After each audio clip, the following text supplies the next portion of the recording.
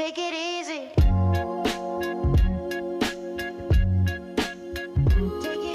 All right, everybody, welcome in to another episode of the Easy Approach. As always, I am Nate, and also, as always, I'm joined by my good buddy Tony. Welcome, everyone. And today we have two guest podcasters with us, both of whom have been on the podcast before. We've got Kanan, my brother and Tony's friend. Howdy. And It's a little bit of a Michael- stretch, but I'll allow it. Yeah. Friend loosely speaking, and brother loosely speaking. You know, Exactly, that's what I was referring to. just, there's a blood bond there, and little else. And then also we're joined by Michael, our good buddy Michael, who has shared his sage wisdom with us time and time again. Hello. Yeah, we're glad to have you guys. Thank you for taking time out of your busy schedule. We have a very interesting topic, in my opinion, that we're going to have here. Nate, if you don't mind taking it off from here. Yes. Well, before that, I want to chime in and say thank you guys for making the time to join us. Kanan, especially. Yes. He just bought a house and he's moving. There's nothing tomorrow. going on. He's moving in like 18 hours, loading up a truck. To a third world country where we will That's never right. see him again. Down the I'll be road. there 5 helping minutes load down up. the road. 5 minutes. Yeah, that's right. 5 minutes down the road. Yeah. Okay. Well, as always, we're going to start off with a tough question, and we're going to have an easy discussion. So here's the tough question: what's the deal with the Book of Job? What's the deal with that? I know we've always got like the Seinfeldian phrasing to these questions. Yeah, what's the deal with Job? And specifically, for any of you guys out there, whether you're a Bible believer or a Jesus follower, or you're just someone who's had some kind of experience with the Bible or with the Book of Job in general, for whatever amount of experience you have, you know that Job goes through some stuff. It's pretty hard stuff. And then there are various perspectives in the book where he's got buddies who show up and they're talking to him and they're sharing their advice. And then at the very end of the book, God himself shows up and shares his thoughts and his perspective with Job. And then, Job responds and then the story ends. So really this revolves around what the deal is exactly with Job and with the different perspectives of suffering that we see in the book. Because Job seems to have his perspective, his friends, or friends, loosely speaking, friends like with Tony and Kanan, loosely speaking, his friends, they have their, yeah, right. They have their perspective, and then God has his perspective as well. So that's what we're going to revolve around. We're gonna dive into Job. It's funny. I messaged Michael the other day saying, "Hey, Michael, would you be interested in joining us for a conversation about Job?" And he was like, "Specifically, what about Job?" Because there's a lot of things you can get into with Job. And I was like, yes, yep, I know. I've spent at least 150 hours between college classes and personal study in the book of Job. And over the years, it's gone from a book that I despised to a book that I really have like a soft spot for. Yeah, and I think it's very interesting because at least in Christian circles, if you're a listener who doesn't necessarily consider yourself Christian, if you haven't heard that from us before, we absolutely welcome you here. This is not a podcast only for Christians, even though yes, we do strongly base our lives on Christian principles.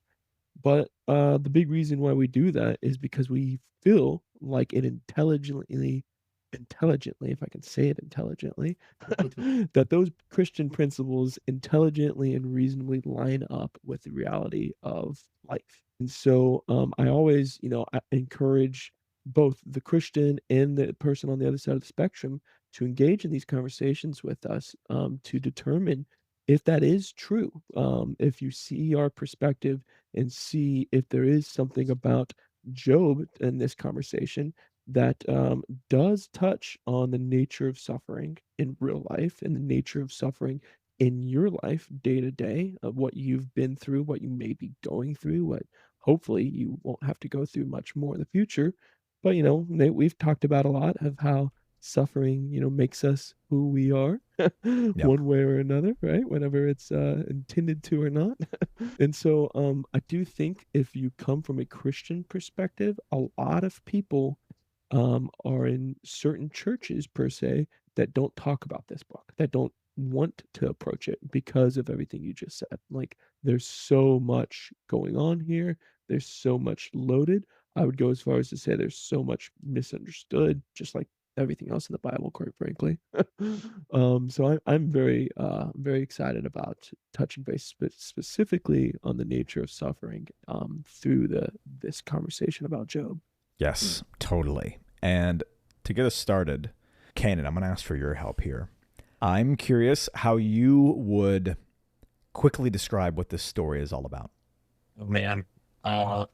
Quickly describe. I mean, in my understanding, it's just a story of a dude who's living a pretty good life, and it feels like the enemy or Satan, whatever you want to call him, kind of comes in and ruins everything. And God allows it to happen to some extent.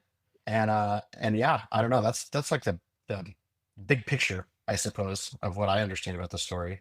But yeah, Job, in short, decides, hey, I'm going to stay faithful to God. And everybody else in Job's life basically says, dude, you should stop. You should quit that because God clearly doesn't love you anymore. Excellent. Michael, do you have anything to add to that? I don't know if I would add too much. That's the sort of the generalized story, yeah, gist of it. He kind of like opening the story. He's living the dream, happy big family, all that kind of good stuff. Satan shows up and says to God, he wouldn't he wouldn't actually love you or follow you if his life wasn't so sweet. Let me show you. I'll prove it to you. If I take a bunch of his stuff away, he'll curse you to your face. Um, God allows that kind of like testing to occur. Satan takes everything. His friends come to try to comfort him. I would argue they fail tremendously because it kind of goes from like comfort to mostly a lot of assumption that he must be evil and deserves this Yeah. ultimately. And then God shows up in the end to say his piece. And I think the story more or less ends with Job returning to a life that seems pretty good and peaceful. But there's, of course, chapters and chapters of theological poetry to comb through Yeah. before you get there. Yeah. Quite a lot of poetry. It is worth noting that the book of Job is 98% poetry. I'm just making up a number, but it's mostly poetry. Yep. You have a prose intro and you have a prose conclusion, but that might come up a little bit more as we get further into this. I'm curious, just like in general, because thank you, Kanan, Michael, that was a great summary of this thing. But I'm curious, Absolutely. like how has this story, when you think about Job, how has the story sat with you? I mentioned a minute ago that in the past I hated this book because it made me really, really uncomfortable for a variety of reasons. But for you guys, like, where does Job sit in your like headspace? I mean, just to be straight, I don't really ever think about the book often. Having heard the story a handful of times, like, you hope that you would be the guy who like doesn't curse God when things go wrong. But man, as I think many of us know, even you asked the personal question, and I'm sure Job, assuming it was a historical account rather than just a made up story, but you know, like even when things go hard in my life, there's always that temptation to go, is it because I did something wrong? Mm. Yeah. Like, do I Yeah. deserve this? Is this why these things are happening? And I'm sure you guys can relate to that as well. Mm-hmm. Yeah, for me, Job falls into a very specific and unique category for me that maybe one other person, at least biblically, fits into, and that's Judas. Um, Oh, and the interesting. way I say that, yeah, the way I say that and why I say that is this ties back for me personally back to when I was raised in the church and raised as a Christian, if you saw me right now, you would see the quotation marks that I'm making in the air. Mhm. Where yes, I had all these great influences, and honestly, even as a kid, who didn't necessarily come from the best or the closest of families, I still had great mentors, Christian mentors, and so a lot of these things helped point me in the right direction. But especially when I was struggling with depression and anxiety to a level that I haven't seen in decades, there was always a thought that plagued me the more that I learned about Judas and the more that I learned about Job. I'm not saying that it's only these two, but these two represented this insecurity of mine for a long, long time until I really started to dive in a little bit deeper into biblical studies, like you guys have. And the thought that I always came back to instinctively, without even really meaning to, is if all of these things can happen to in Job's life, then how do I know that I'm not like Job, that I'm not like Judas? In other words, like if Judas can be around Jesus for years and years and years and hear all these things, and you know, there's no reason for him to have made the bad decisions that he's made, how do I know that I'm not the same? That I'm not equally as potentially evil as Judas? And how do I know I'm not equally potentially as whatever it is that Job obviously did wrong to have all of these terrible things happen in his life, because there's a big part of me that can get angry at God when it's like, whenever it's the Judas situation, which is a completely different story, of course, versus Job. Either way, it's like God allowed this. God allowed these terrible things to happen in supposedly good people's lives at one point.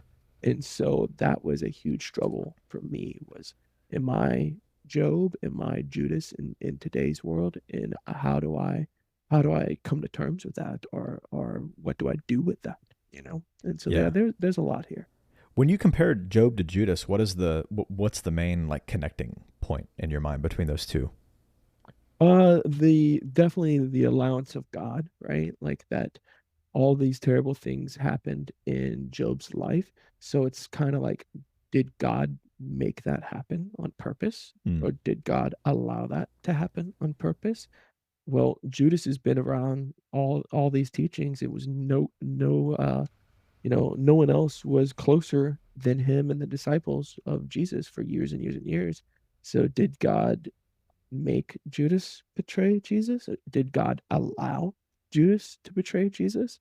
Either way, it's like there was this frustration of what could Job have done differently? What could Judas have done differently? What could I do differently Mm. if I feel like the agency is stripped from me? And it does make me frustrated with, even if we're not saying God did these things, made them happen, it's he allowed these things. So how am I supposed to understand that in my life? Yeah, those are the heavy questions, and they're Yeah, super questions easy. related to. Yeah, that's You know? right. We're keeping it light and No breezy, big deal, guys. taking it easy. Yeah, well, those are all questions when you start talking about suffering, and I think one of the reasons why Job has come to have such a special place in my life is because of just my own experiences of family pain and suffering and feeling like things are all being stripped away, and then having a conviction that God did not inflict these things, but he certainly allowed them. Yeah. He didn't zap me with lightning, but he definitely didn't stop this really difficult, painful, years, seasons of my life. He didn't stop them from happening. He let them. So it's there in like the wrestling that I think Job kind of like, it's just sitting right there in that place of tension, I guess. Yeah, absolutely. So here's one thing I want to bring up, just as like a quick like heat check here, temperature check.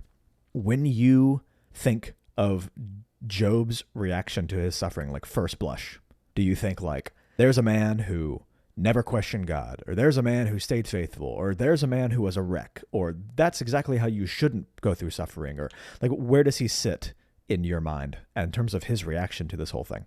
Well, I'm reflecting. I haven't read this story in quite some time, but from memory, it seems like he reacts pretty well. Like, not pretty well. It seems like he stays very faithful. Am I wrong in saying that? Well, I mean, this is why I asked the question, because it's like you're not wrong, like you're right, but he also, like, if you were to take certain statements in a vacuum, you could come away with very, very different conclusions of how he processed through this. Yeah, he was not pleased about it. That's for sure. Yeah. He was pretty grieved. Yeah. What is the line right at the beginning? Let me recall it.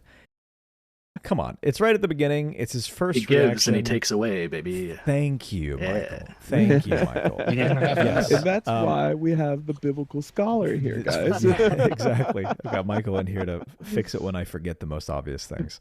Yeah, well, his first reaction in response to like the first wave of terrible stuff happening is blessed be the name of the Lord. Like the Lord gives, the Lord takes away, but blessed be his name, right?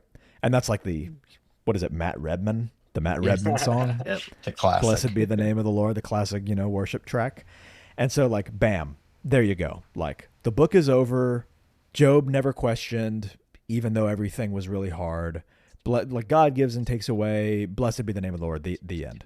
And if you were to read like the New Testament, and this is where I think a lot of like the black and white picture of Job comes from, or the whitewashed, I guess, picture of Job comes from, is from reading about how he's depicted in the New Testament.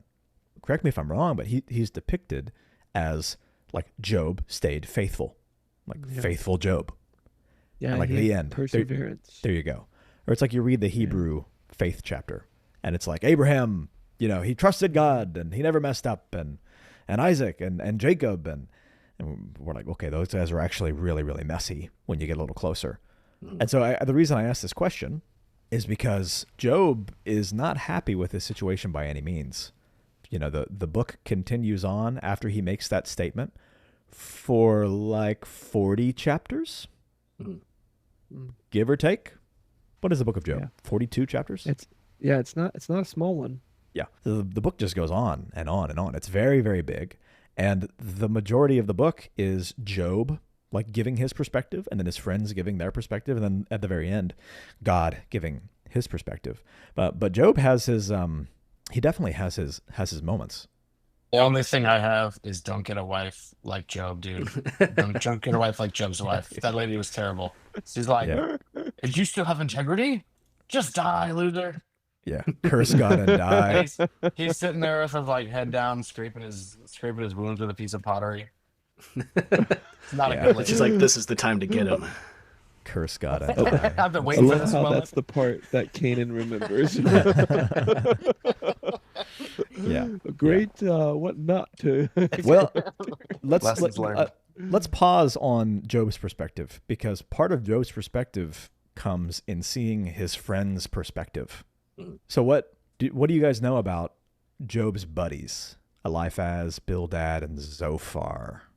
I actually don't remember much from these guys, I'm gonna be honest. They got the most Okay. fire Yeah, names in the Old Testament. Yeah. Fire.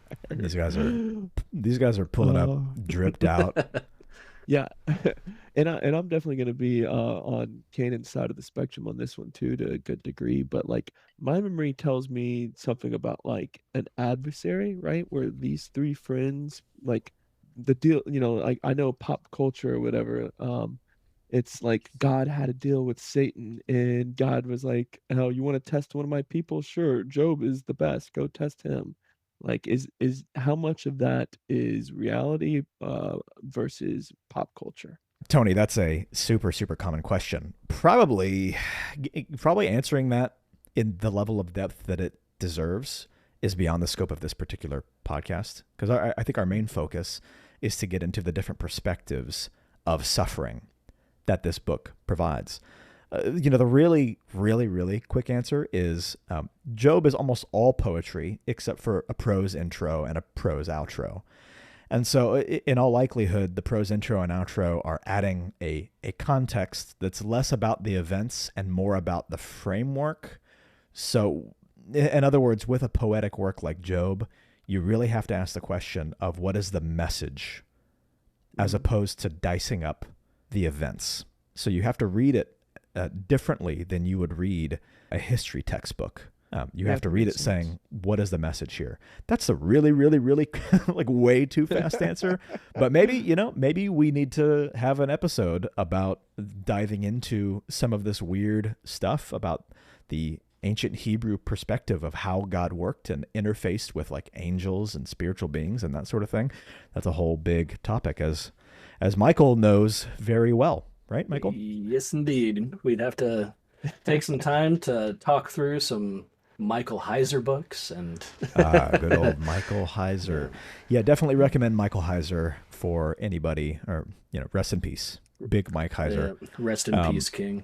for anyone who is interested in diving into that kind of the biblical ancient Hebrew perspective of the spiritual realm and that whole thing. It sounds like weird voodoo stuff, especially to our Western brains, but ancient Hebrew minds saw things very, very differently than we do. And Jesus was also an ancient Hebrew mind, lest we forget that that's the Mm. case. So with Job's friends, let's zero back in on Job's friends real fast. Job's friends, who after Job is going through all of this turmoil and he's suffering and things are terrible and things are nasty, Job's friends show up to console him, to be like, it's okay, buddy, and we're here for you and Mm. stuff like that. But they end up kind of being terrible at making Job feel better. Only a little bit. Yes. So about them, what do you guys know about his buddies and their perspective?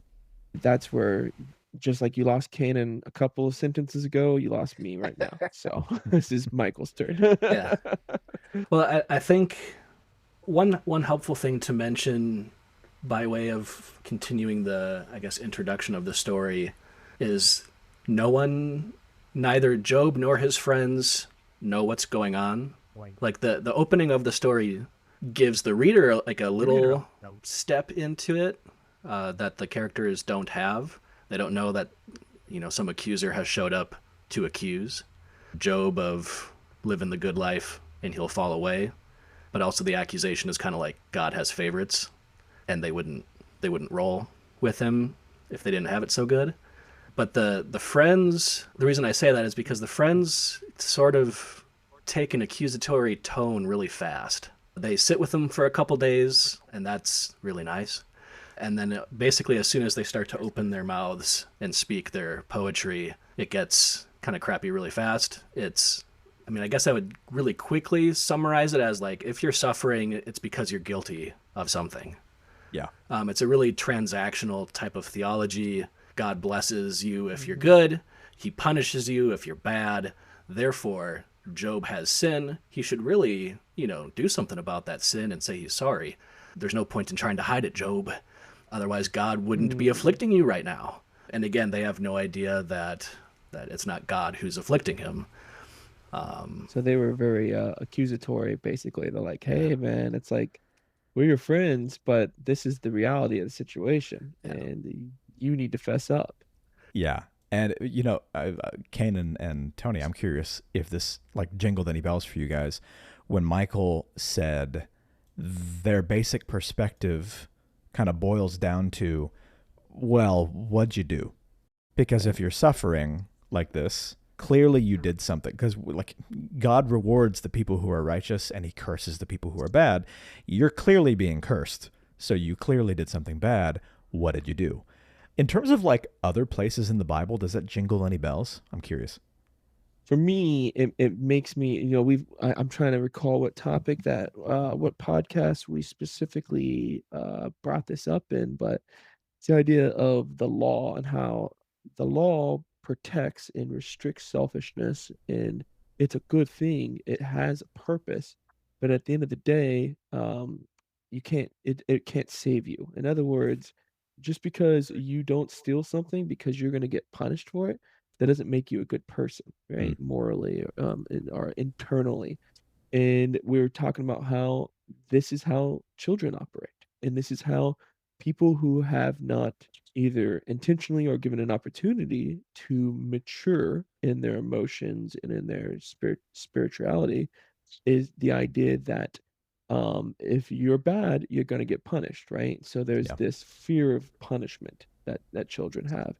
And on the other side of the same spectrum is the hope for reward.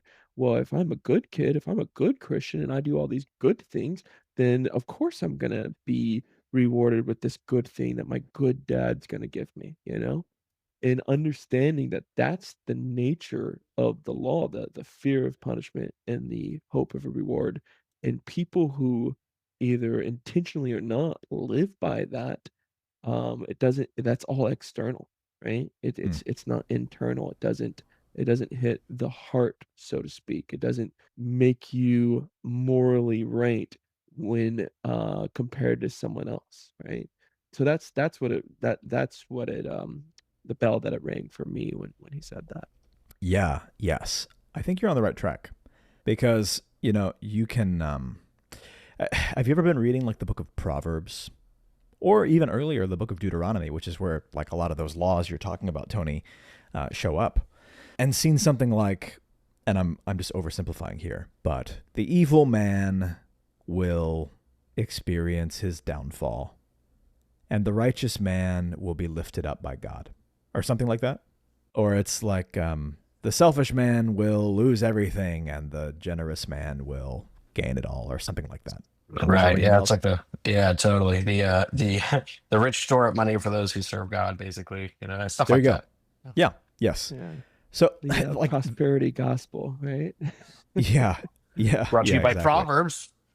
Yeah. Well, I mean, that's the thing, because you can find those places in the Bible where it explicitly says stuff like that. Mhm. That if you are doing what God says, everything will go well for you. Like, you will have blessing. You'll be blessed. You'll have a great life. And if you don't, things will go terrible. Mm. So if you take those words from a book like Proverbs and you apply them as black and white universal rules, like in all situations, if I do right, I will be blessed and things will go well. And if I do wrong, I will be cursed and things will go poorly. If you apply them black and white, then you have the perspective of Job's friends.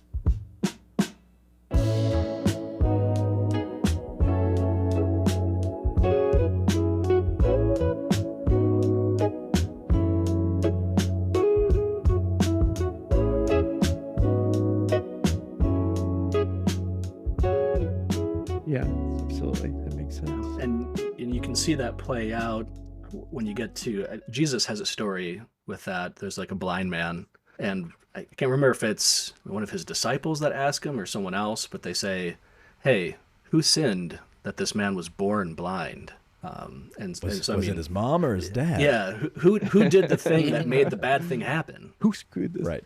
Yeah. And yeah, Jesus just goes, the answer is no. The answer is God's glory is going to get shown in this guy right now. And then like, bam, he's healed. Yeah. So I think Job's friends, and this whole thing is poetry, right? And you can get into like historical account and stuff like that. I think there's a lot of, I think there is a lot of weight that you can put into the view that Job was a real person that actually experienced some like suffering like this a long, long, long time before it was ever written down into a poetic form, but that it was passed verbally down generation to generation until it was written down. But definitely by the time it was actually written down in Hebrew history, you've got to think like Solomon and later era of Hebrew history. There was a common oversimplification of Hebrew wisdom literature like Proverbs or like some of the language in Deuteronomy that is represented perfectly in Job's friends. I think their role in the story is to come in like the picture or the summary, the embodiment of that oversimplification, that black and white view of reality that taking this wisdom literature and applying it in a black and white way can lead you to. And, definitely, like, they're like, okay, Job, what'd you do? And he denies that he's done anything. He denies that his suffering is deserved. And so I don't know if you guys have ever noticed this, if you read, but they start with like gentle probes, right? They're like, what'd you do? Like, okay, come on. Like, all right, buddy, we're sorry for you, but what'd you do? And then as he denies it, like as he's like, I didn't do anything. I didn't deserve this. I didn't do anything. God's the one at fault, not me. They start making up things that he's done. They'll be like, oh, you clearly must have done this. And like, how dare you say that you didn't do anything and that you don't deserve it when you clearly deserve it? And they start making stuff up and accusing him. And you have this idealized, like, black and white picture of reality where all the saints are prosperous and all the sinners are destitute. And they brush aside any kind of contradictory example that Job shows, because Job in chapter 21 is like, look, there are wicked men who experience success, and there are innocent men who are exploited. He talks about in chapter 24. Like, sometimes bad things happen to good people, and good things can happen to bad people in this world. Like, it's not black and white. And so, I in the end, not only does Job call them like worthless comforters, he's like, you are miserable comforters. You're terrible at this. But even later, God at the very, very end, when God talks about their perspective, he says, of those three men, you have not spoken of me what is right.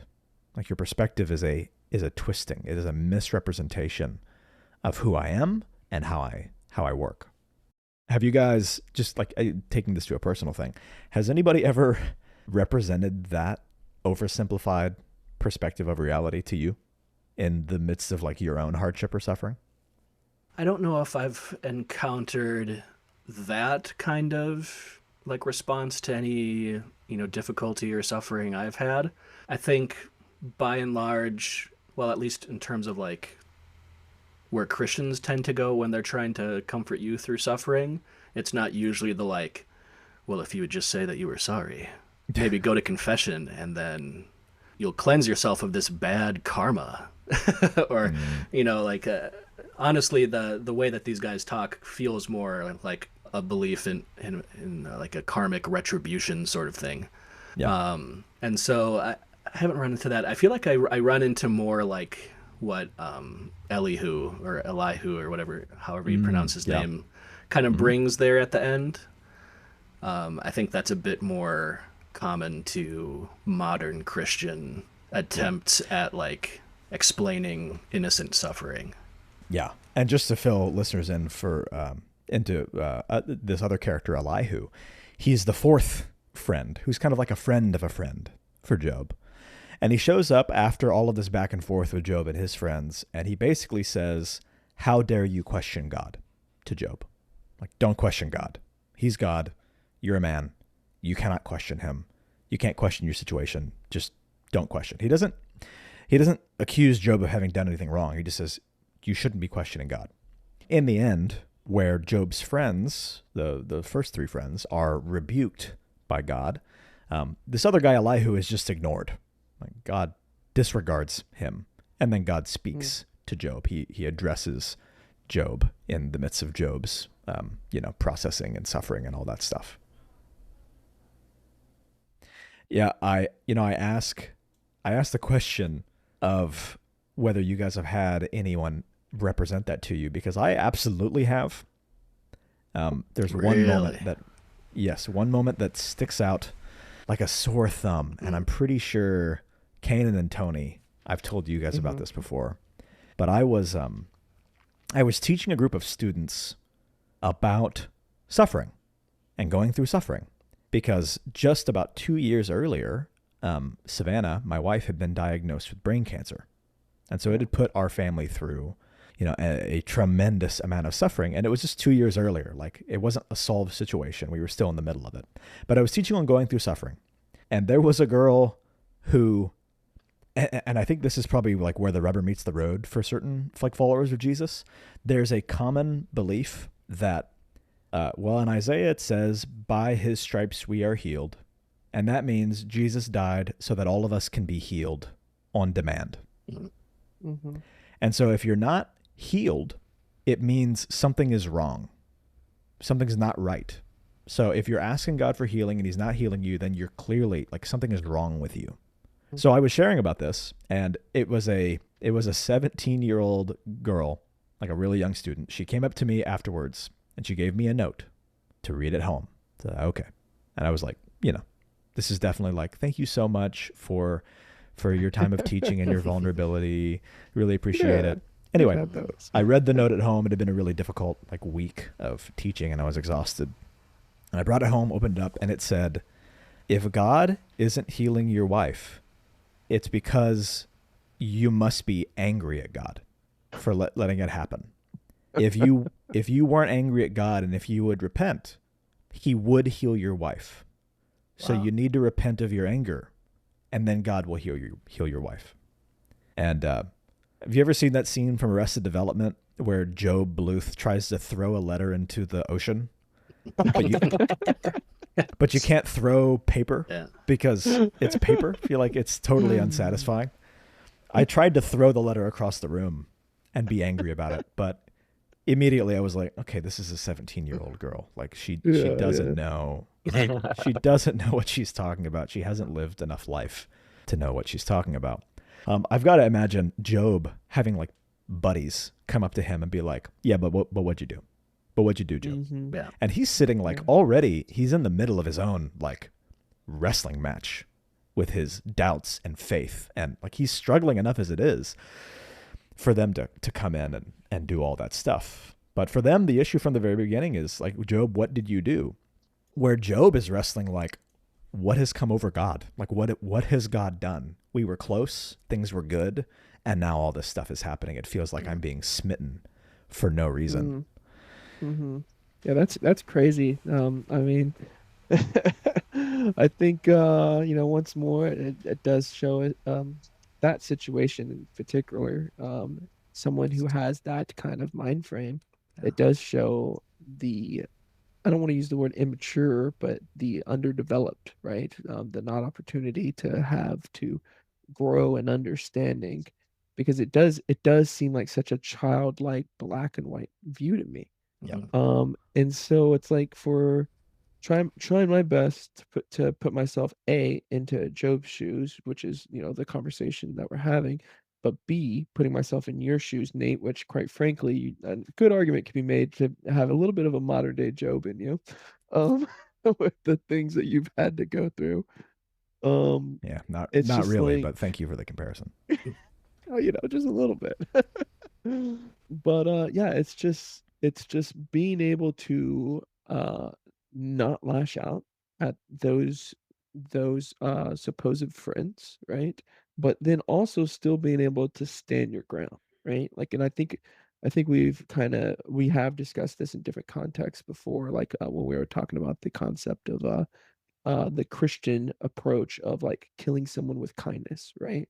And how it's not about just being a pacifist. It's not about just sitting there and taking it and being like, oh, woe is me. Let me just wallow in this terrible things that are happening. And obviously what these people are saying, there has to be some truth to it. But instead, like the perspective at least that I'm having, putting myself in his shoes as best as I can, is he has such confidence in his actions, in his behavior, and quite frankly, the amount that he is faithing into God, right? The confidence that he has in God, that when these other people who may or may not have had the right intentions to try to help him are so misguided, like he doesn't just all of a sudden start doubting himself. He's not plagued by these insecurities, even though he is going through the wrestling match, I'm sure. But he knows, hey, I didn't do anything to deserve this. Yeah. Hey, I know that bad things happen to good people. And I think the wrestling of why does God allow this is still a legitimate wrestle. And so I'm glad to see that he is going through that without letting these people who may not have may not be on the same maturity level as him bring him down to their level. Yeah. Yeah. I want to see, because Kanan, you chimed in when we were talking about the oversimplification of Proverbs thing. Yeah. What you personally, Kanan, what do you do with those statements in the Bible that are phrased black and white? Like, what do you think is the Yeah, role or the purpose of those things? yeah, that's a really good question. And honestly, I've dealt with a lot of that stuff like lately too, because not just some of those statements about, like generalizations where, like I said, the rich store up wealth for the believer or whatever, like the wealthy person is just basically storing it up for somebody who believes in the Lord. But what do I do with those? Man, I just feel like there's a lot of nuance. You know what I mean? And you clearly can't just be applying these because some appear to contradict, right? I don't know. I think the me personally, I have to step very carefully around some of those because you could make a lot of assumptions real quick about life or reality or other people, if you take those and just blanket them. You know what I mean? And say these are true, right? These are reality. Like this is how things work. Um, I think some of them are okay to do that, but I feel like there's a lot that it's like if you just apply them and then ignore everything else out of context, things get pretty dicey pretty quick. Yeah, Yeah, totally. Michael, do you absolutely. have anything to add to that? I'm curious about your perspective as well. I mean, I would say that the wisdom that you find in Proverbs, those are nifty little like catchphrase wisdoms and are by and large really helpful if you kind of live by them. By and large, things will be pretty nifty for you. But I think people will take it a bit too far, and it's like, well, if you live them to the letter, there's going to be like a force field against all evil on your life, or Yeah. then God has to make good things happen for you. He'll magically make it so, and that's not what those are kind of like attempting to do. Those are, I think, more like they're character building items and wisdom creating phrases, not Mm. hard and fast promises that God is sending some kung fu angels to make it so. Yeah, because I mean, the reality is, if you lived in a reality with those kung fu angels, right, that are making it so, when something does terrible happen to you, it's like logically, reasonably, like if you're going from one reasonable idea into the next one, then you had to do something wrong. Like because it wasn't God's fault, and we know that everyone knows, right? We're all on the same page that these kung fu angels protect those who have done good, and you're not being protected right now, logically you must be bad. And so I think that that hints at something that, I've from the very beginning of when I first got thrown into biblical studies that really opened my mind and just really opened my eyes a lot, was that there's so many different ways to be wrong, right? In any kind of argument, there's so many ways Yeah. of being reasonable and like That's how I feel talking I'm to my right. wife. There's so many ways that I'm wrong. But it's like, Don't you guys hate your there's only wife? God, I hate my wife. Getting back to the Just Job kidding. story well, with how much. Just kidding. Just kidding. Sorry, Tony. I just kept thinking of um like Ray Romano and like 90s. "Ah, I hate my wife, like boomer humor stuff. Sorry, go ahead. exactly right. But I intensely love my wife. I want to make that very clear. But yeah, no, just the idea that when you're in an argument with someone else, of course, no one goes into that argument thinking that they're wrong, and they can have all these reasons why they are obviously right, but at the very foundational level, there this presuppositional idea that they may or may not be aware of is skewed. And it's like it's skewed just like a house is skewed. It doesn't matter how good your walls are, how good the frame is when you're building it up, your roof is going to be totally messed up because your foundation was, and you didn't realize where your foundation came from, and because you didn't think about it. Because a lot of times we have these foundational ideas that are off base. And so, yes, if we believed that Proverbs is telling us how to live 100% of the time, and we're not talking about any nuance, either you're a good Christian or you're a bad person, then yes, of course, it's so easy to say that there's obviously something wrong with you.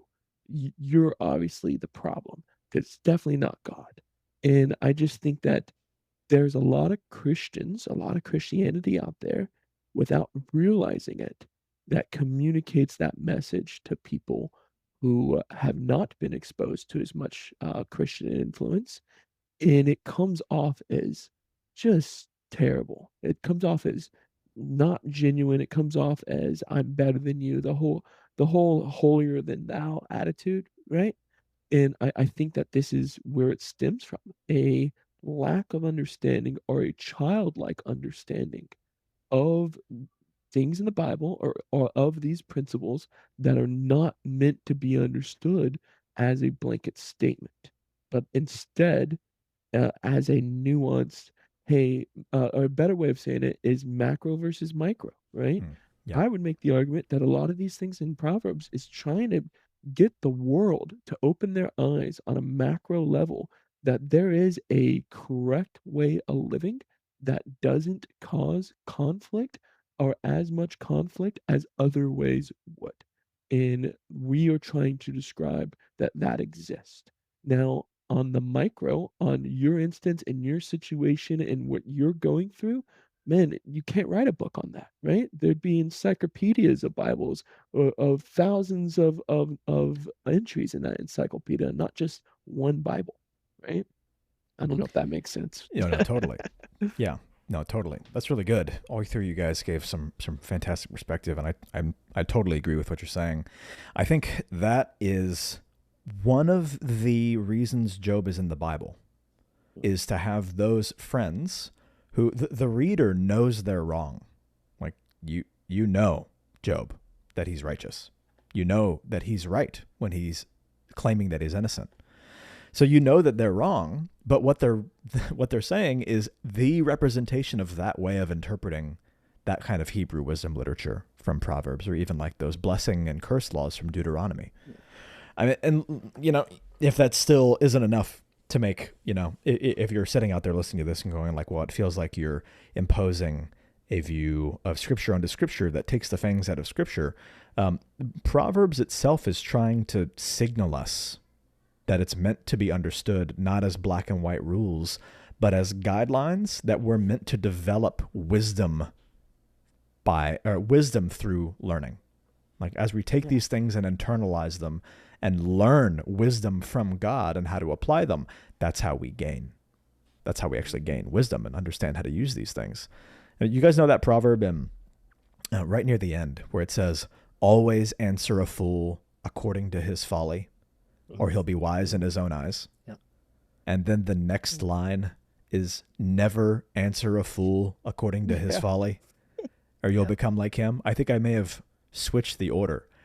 But you've got these statements very close to the end of Proverbs where it is explicitly opposite it's advice. a contradiction. But then it's like, okay, well, which one's right and which one's wrong? And the answer is no. Like, they're both right. They're both true.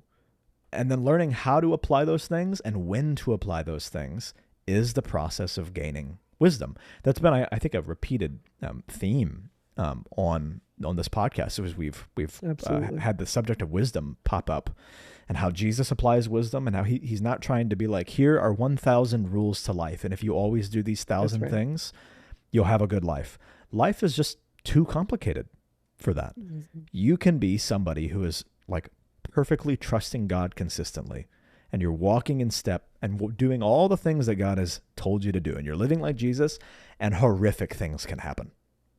Yeah. Because this is a messy world. Like, there's a lot of gray out there. And Job, like, firmly exists as one of the core purposes of Job. And I'll just say, just so we're all aware, like, there are multiple other purposes of Job that I don't think we're going to get to talk about today. I think we're going to probably have to have a follow-up conversation, because we didn't get into God's perspective, and we really didn't even get much into Job's perspective of how he's facing suffering. We kind of ended up kind of camping on just the friend's perspective and their oversimplification of suffering. It's like, if you're suffering, you must have done evil. But I think that's one of the main reasons why Job is in the Bible. In the original dividing up, I guess, the original... Well, okay. I'll put it this way.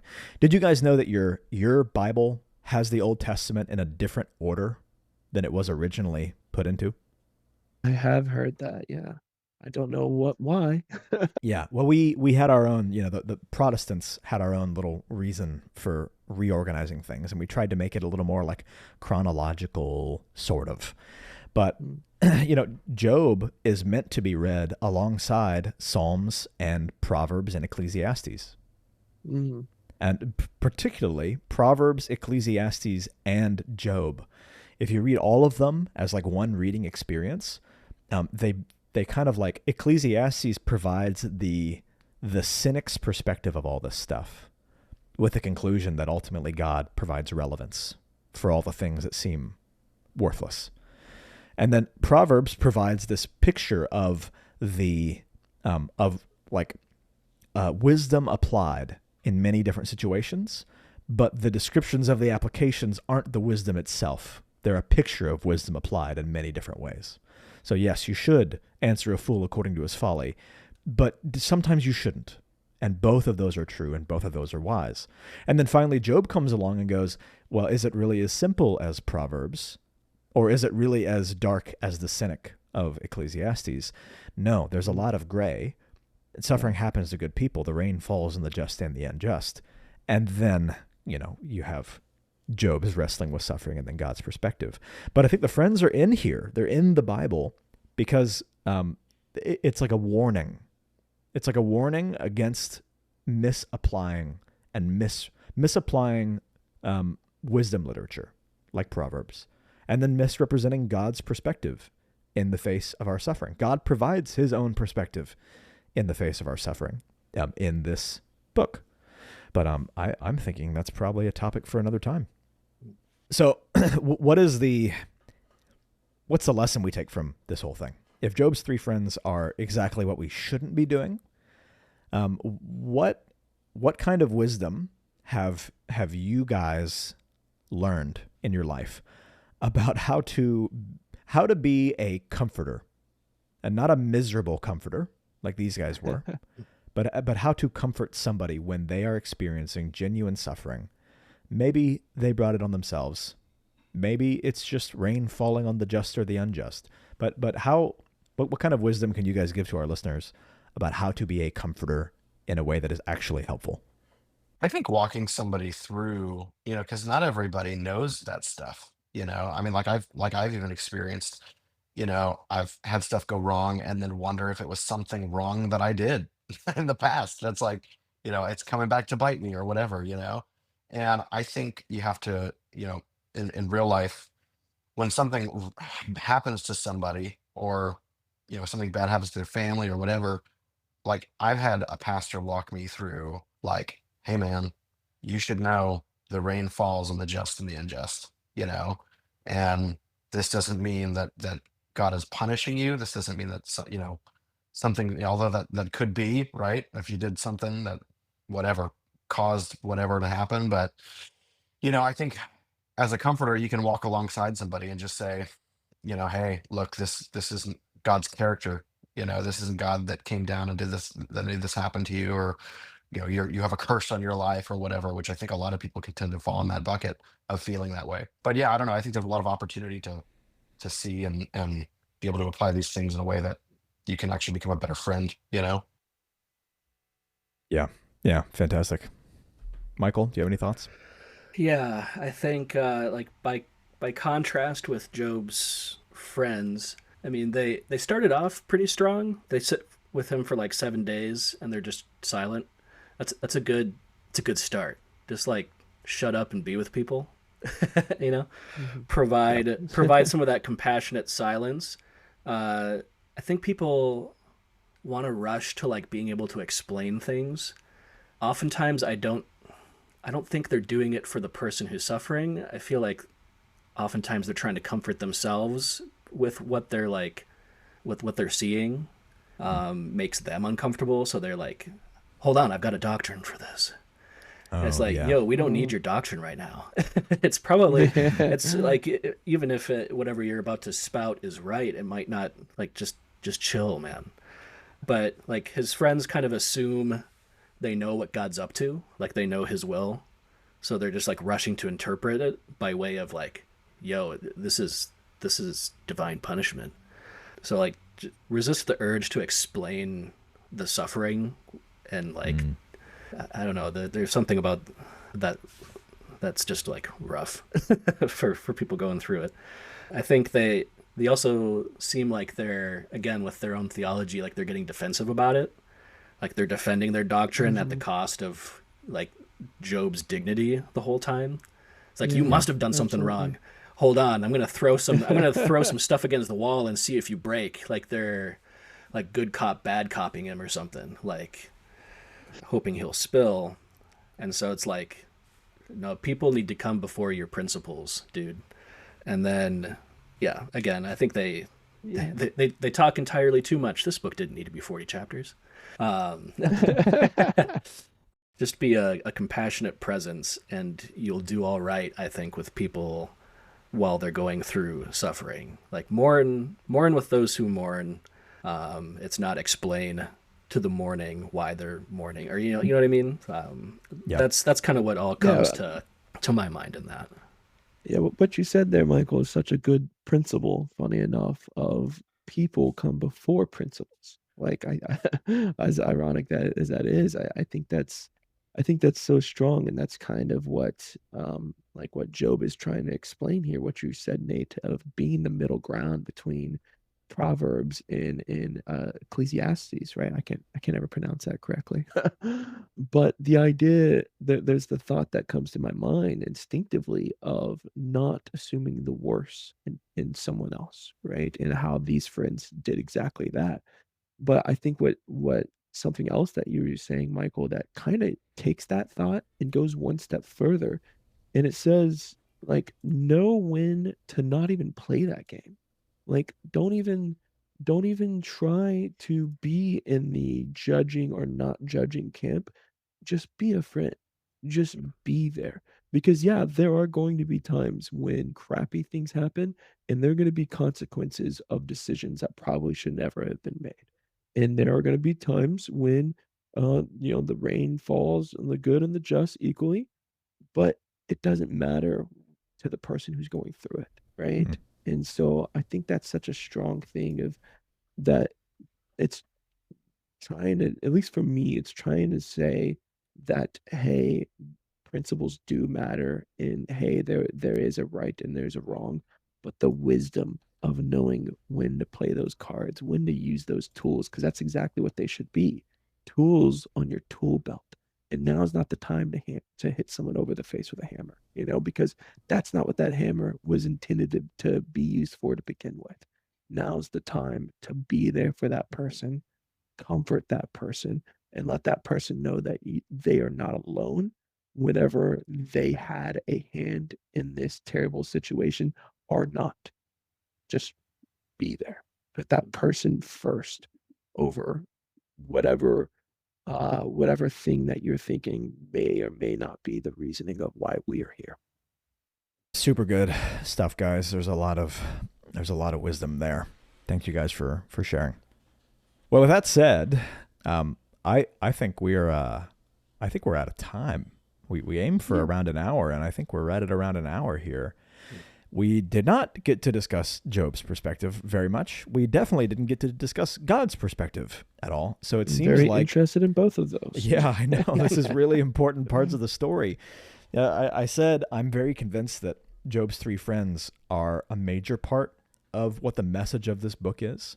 That the wisdom literature that's not what it means, and certainly this is not how you apply it. But it seems like to me we're gonna have to do a follow-up episode or two. So yeah, absolutely. I guess for now, Michael, Kanan, thank you guys for joining us. Loved what you guys had to add, and schedule allowing, we'd love to have you guys on to pick up where we left off and get some more about Job's perspective. Sounds like It was a good time. All right. Yeah. Well, guys, thank you as always, and to all the listeners out there, we appreciate you guys chiming in. And every time, just remember to keep it easy. Hey, sorry. Take it easy. I'm gonna try that again. Not keep it easy. I want you to take it easy. Don't keep it easy. Take it easy. All right, signing off.